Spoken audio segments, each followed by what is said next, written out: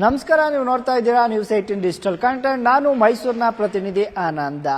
ನಾನು ನಿಮ್ಮ ಚಿನ್ನವನ್ನ ಬಿಡಿಸಿ ನಿಮಗೆ ಹೆಚ್ಚಿನ ಹಣ ಕೊಡ್ತೇನೆ ಅಂತೇಳಿ ಚಿನ್ನ ತಂಬಿ ಅಲಿಯಾಸ್ ಸುಂದರಾಜ್ ಎಂಬಾತ ಮೈಸೂರಿನ ಹಾಗೂ ರಾಜ್ಯಾದ್ಯಂತ ಅನೇಕರಿಗೆ ಚೊಂಬು ಕೊಟ್ಟಿರುವಂತಹ ಘಟನೆ ನಡೆದು ಸುಮಾರು ತಿಂಗಳುಗಳೇ ಕಳೆದಿದೆ. ಸದ್ಯ ಎಷ್ಟು ಅಂದರೆ ಇದುವರೆಗೂ ಕೂಡ 200ಕ್ಕೂ ಹೆಚ್ಚು ದೂರುಗಳು ಸದ್ಯ ಮೈಸೂರಿನ ಸಿಸಿಬಿ ಪೊಲೀಸರಿಗೆ ಬಂದಿರುವಂಥದ್ದು. ಕಳೆದ 15 ದಿನಗಳ ಹಿಂದಷ್ಟೇ ಯಾವ ಒಂದು ದೂರು ಸಹ ಮೈಸೂರಿನಲ್ಲಾಗಲಿ ಎಲ್ಲೂ ಕೂಡ ಈತನ ವಿರುದ್ಧ ದಾಖಲಾಗಿರಲಿಲ್ಲ. ಸಾರ್ವಜನಿಕರು ಪೊಲೀಸರೇ ಈತನೊಂದಿಗೆ ಕೈ ಜೋಡಿಸಿದ್ದಾರೆ ಅನ್ನುವ ನಿಟ್ಟಿನಲ್ಲಿ ಅನುಮಾನಗಳನ್ನ ವ್ಯಕ್ತ ಮಾಡ್ತಾ ಇದ್ರು, ಜೊತೆಗೆ ಆರೋಪಗಳನ್ನು ಸಹ ಮಾಡ್ತಾ ಇದ್ರು. ಆದರೆ ಏಪ್ರಿಲ್ 29ನೇ ತಾರೀಕು ನ್ಯೂಸ್ 18 ಚಿನ್ನ ತಂಬಿಯಲ್ಲಿ ಸುಂದರಾಜನ ಅಸಲಿ ಮುಖವನ್ನ ತೆರೆದಿಟ್ಟಿತ್ತು. ಮೈಸೂರಿನ ಕಮಿಷನರ್ ಕಚೇರಿಯ ಮುಂಭಾಗದಲ್ಲಿ ಸುಮಾರು 100ಕ್ಕೂ ಹೆಚ್ಚು ಮಂದಿ ಜಮಾಯಿಸಿ ನಮಗೆ ಚಿನ್ನವನ್ನ ಮೋಸ ಮಾಡಿದ್ದಾನೆ ಅಂತೇಳಿ ದೂರನ್ನು ಕೊಟ್ಟು ಸಹ ಅಲ್ಲೂ ಸ್ವೀಕರಿಸಲಿಲ್ಲ, ಪ್ರತಿಭಟನೆಯನ್ನ ಸಹ ಮಾಡಿದ್ರು. ಆದರೆ ತದನಂತರದಲ್ಲಿ ಎಚ್ಚೆತ್ತುಕೊಂಡಂತಹ ಮೈಸೂರಿನ ಪೊಲೀಸರು ಒಂದು ಪ್ರಕಟಣೆಯನ್ನ ಹೊರಡಿಸ್ತಾರೆ. ಯಾರೆಲ್ಲ ಚಿನ್ನ ತಂಬಿಯಿಂದ ಚಿನ್ನವನ್ನ ಕಳೆದುಕೊಂಡು ಮೋಸ ಹೋಗಿದ್ರು ಎಲ್ಲರೂ ಸಹ ದೂರನ್ನ ದಾಖಲಿಸಿಕೊಳ್ಬಹುದು ಅಂತೇಳಿ ಇದೀಗ ಸದ್ಯಕ್ಕೆ ಸುಂದರರಾಜನ್ನ ಪೊಲೀಸರು ಬಂಧಿಸಿ ಅವನ್ನ ವಿಚಾರಣೆಗೆ ಒಳಪಡಿಸಿದ್ದಾರೆ. ಈ ನಡುವೆ ಆಘಾತಕಾರಿ ಹಾಗೂ ಸ್ಫೋಟಕ ವಿಚಾರವೊಂದು ಹೊರಬಂದಿರುವಂತದ್ದು. ಇದುವರೆಗೂ ಸುಮಾರು 600 ಕೆಜಿಗೂ ಹೆಚ್ಚು ಚಿನ್ನವನ್ನ ಈ ಸುಂದರ್ ರಾಜ್ ಅಲಿಯಾಸ್ ಚಿನ್ನ ತಂಬಿ ಏನಿದ್ದಾನೆ ಈತ ಕರಗಿಸಿದ್ದಾನೆ ಅನ್ನುವಂತಹ ವಿಚಾರ ಗೊತ್ತಾಗಿರುವಂತದ್ದು. ಮೈಸೂರಿನ ಬಿಜೆಪಿ ಶಾಸಕರಾದ ಶ್ರೀವಾತ್ಸ ಅವರು ಗಂಭೀರವಾದಂತಹ ಆರೋಪವನ್ನು ಸಹ ಮಾಡ್ತಾ ಇದ್ದಾರೆ. ಸುಮಾರು 600 ಕೆಜಿಗೂ ಹೆಚ್ಚು ಚಿನ್ನವನ್ನು ಈತ ಕರಗಿಸಿದ್ದಾನೆ. ಸುಮಾರು 200ಕ್ಕೂ ಹೆಚ್ಚು ದೂರುಗಳು ಈಗಾಗಲೇ ಬಂದಿದೆ. ಆದ್ರೆ 600ಕ್ಕೂ ಹೆಚ್ಚು ಮಂದಿ ಈತನಿಂದ ಮೋಸಕ್ಕೆ ಒಳಗಾಗಿದ್ದಾರೆ. 1 ಲಕ್ಷ 2 ಲಕ್ಷದಿಂದ ಹಿಡಿದು 10 ಲಕ್ಷ 20 ಲಕ್ಷದವರೆಗೂ ಕೂಡ ಈತ ಮೋಸವನ್ನ ಮಾಡಿದ್ದಾನೆ ಅನ್ನುವಂತ ಒಂದೊಂದೇ ವಿಚಾರ ಸದ್ಯಕ್ಕೆ ಹೊರಬರ್ತಾ ಇರುವಂತದ್ದು. ಕೇವಲ ಮೈಸೂರಿನಲ್ಲಿ ಅಷ್ಟೇ ಅಲ್ಲ, ರಾಜ್ಯದ ನಾನಾ ಮೂಲೆಗಳಲ್ಲಿ ಹಾಗೂ ಹೊರ ರಾಜ್ಯಗಳಿಂದಲೂ ಕೂಡ ಈತನಿಂದ ಅನೇಕ ಮಂದಿ ಮೋಸ ಹೋಗಿದ್ದಾರೆ ಅನ್ನುವಂತಹ ವಿಚಾರ ಹೊರಗಡೆ ಬರ್ತಾ ಇರುವಂತದ್ದು.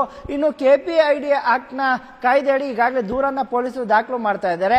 ಮೊನ್ನೆವರೆಗೂ ಕೂಡ 70 ದೂರುಗಳು ದಾಖಲಾಗಿದ್ದು, ಇಂದು ಆ ದೂರಿನ ಸಂಖ್ಯೆ 200 ಕೂಡ ದಾಟಿ ಹೋಗಿರುವಂತದ್ದು. ಯಾಕಂತ ಹೇಳಿದ್ರೆ ಎಲ್ಲೋ ಗಿರಿವಿಟ್ಟಿರುವಂತಹ ಚಿನ್ನವನ್ನ ಈತನ ಮಾಧ್ಯಮಗಳಲ್ಲಿರ್ಬೋದು, ಪತ್ರಿಕೆಗಳಲ್ಲಿರ್ಬೋದು, ಸಾರ್ವಜನಿಕರು ಒಂದು ಅಡ್ವರ್ಟೈಸ್ಮೆಂಟ್ ಅನ್ನು ನೋಡಿ ಹೆಚ್ಚು ಹಣಕ್ಕಾಗಿ, ಅಂದ್ರೆ ಹೆಚ್ಚು ಹಣ ಸಿಗುತ್ತೆ, ನಮ್ಮ ಚಿನ್ನವನ್ನ ಇವರ ಕಂಪನಿಯಲ್ಲಿ ಇಡಬೇಕು ಅಂತೇಳಿ ಬಂದಂತ ಸಂದರ್ಭದಲ್ಲಿ ಚಿನ್ನವನ್ನ ಕರಗಿಸಿ ನಿಮ್ಮ ಚಿನ್ನದಲ್ಲಿ ಅಂದ್ರೆ ಚಿನ್ನ ಏನಿದೆ ಇದು ಕಡಿಮೆ ಕ್ವಾಲಿಟಿ ಇರುವಂತಹ ಚಿನ್ನ, ಇಷ್ಟೇ ಅಮೌಂಟ್ ಬರುವುದು ಅನ್ನೋ ನಿಟ್ಟಿನಲ್ಲಿ ಒಂದಷ್ಟು ಮಂದಿಗೆ ಮೋಸವನ್ನ ಮಾಡಿದ್ರೆ, ಮತ್ತೊಂದಷ್ಟು ಮಂದಿಗೆ ಚಿನ್ನವನ್ನ ಗಿರಿವಿಟ್ಟುಕೊಂಡ ಬಳಿಕ ಇಲ್ಲ ನೀವು ಚಿನ್ನವನ್ನ ಮಾರೇ ಬಿಟ್ಟಿದ್ದೀರಾ ಅನ್ನುವಂಥ ನಕಲಿ ದಾಖಲೆಗಳನ್ನ ಸೃಷ್ಟಿ ಮಾಡಿ ಒಂದಷ್ಟು ಮಂದಿಗೆ ಮೋಸ ಮಾಡಿರುವಂಥದ್ದು. ಇನ್ನೊಂದಷ್ಟು ಪ್ರಕರಣಗಳಲ್ಲಿ ಚಿನ್ನವನ್ನ ಗಿರಿವಿಟ್ಕೊಂಡು ಅವ್ರಿಗೆ ಇಂದು ಬಾ ನಾಳೆ ಬಾ ಅಂತೇಳಿ ವರ್ಷಾನುಗಟ್ಟಲೆಗಳಿಂದಲೂ ಕೂಡ ಆಟ ಆಡಿಸಿ ಎಲ್ಲವನ್ನು ಸುಮಾರು ಅಂದಾಜು ಸಾವಿರಾರು ಕೋಟಿಯಲ್ಲಿ ಈತ ಮೋಸವನ್ನ ಮಾಡಿದ್ದಾನೆ ಅನ್ನುವಂಥದ್ದು ಮೇಲ್ನೋಟಕ್ಕೆ ಗೊತ್ತಾಗ್ತಿದೆ. ಇನ್ನು ಶಾಸಕ ಶ್ರೀವತ್ಸ ಅವರು ನಾನು ಇಡಿಗೂ ಕೂಡ ಪತ್ರವನ್ನು ಬರೀತೇನೆ, ಚಿನ್ನ ತಂಬಿ ವಿರುದ್ಧ ಇಡಿ ತನಿಖೆ ಆಗಬೇಕು. ಯಾಕಂತ ಹೇಳಿದ್ರೆ 600 ಕೆಜಿ ಚಿನ್ನ ಅಂದ್ರೆ ಅದು ಸಾಮಾನ್ಯ ಅಲ್ಲ. ಅಲ್ಲದೆ ಇದರ ಹಿಂದೆ ಒಂದು ದೊಡ್ಡ ವ್ಯವಸ್ಥಿತ ಜಾಲವಿದೆ, ದೊಡ್ಡವರ ಕೈವಾಡವೂ ಸಹ ಇದೆ. ಪೊಲೀಸ್ ಇಲಾಖೆಯು ಕೂಡ ಒಂದಷ್ಟು ಮಂದಿ ಪೊಲೀಸರು ಸಹ ಇವನ ಹಿಂದೆ ಮುಂದೆ ಇದ್ರು, ಅಲ್ಲದೆ ಈತನಿಗೆ ಬೆಂಬಲವನ್ನು ಕೊಡ್ತಾ ಇದ್ರು, ಈತನಿಂದ ಫಲಾನುಭವಿಗಳು ಕೂಡ ಆಗಿದ್ದಾರೆ ಅನ್ನುವ ನಿಟ್ಟಿನಲ್ಲಿ ಆರೋಪವನ್ನು ಮಾಡಿರುವಂತದ್ದು. ಸದ್ಯ ಇದೀಗ ಜೈಲಿನಲ್ಲಿರುವಂತಹ ಚಿನ್ನ ತಂಬಿ ಜಾಮೀನಿಗಾಗಿ ಅರ್ಜಿಯನ್ನ ಹಾಕಿಕೊಂಡಿರುವಂತದ್ದು. ಮತ್ತೊಂದು ಕಡೆ ದೂರುಗಳು ಈತನ ವಿರುದ್ಧ ಸಾಲಾಗಿ ದಾಖಲು ಮಾಡಿರುವಂತದ್ದು. ಚಿನ್ನ ತಂಬಿಯ ಬಣ್ಣದ ಮಾತಿಗೆ ನಂಬಿ ಹೆಚ್ಚು ಹಣ ಸಿಗುತ್ತೆ ಅಂತೇಳಿ ಚಿನ್ನವನ್ನ ಈತನ ಬಳಿ ಗಿರಿವಿಟ್ಟಿದ್ದಂತ ಜನ ಇದೀಗ ಚೊಂಬನ್ನು ಹಿಡ್ಕೊಂಡು ಕಣ್ಣೀರನ್ನ ಹಾಕ್ತಾ ಇದ್ದಾರೆ. ಪೊಲೀಸರು ಹಾಗೂ ಸರ್ಕಾರ ಸಾರ್ವಜನಿಕರ ಕಣ್ಣನ್ನ ಒರೆಸಿ ಇವರಿಗೆ ನ್ಯಾಯ ಒದಗಿಸುತ್ತಾ ಇಲ್ವಾ ಅನ್ನುವಂಥದ್ದನ್ನ ಕಾದು ನೋಡಬೇಕಾಗಿದೆ.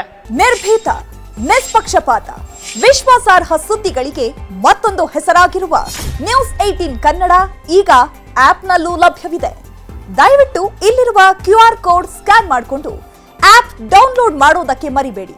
ನಿಮ್ಮ ಬೆಂಬಲ ಹೀಗೆ ಸದಾ ನಮ್ಮೊಂದಿಗಿರಲಿ. ಧನ್ಯವಾದ.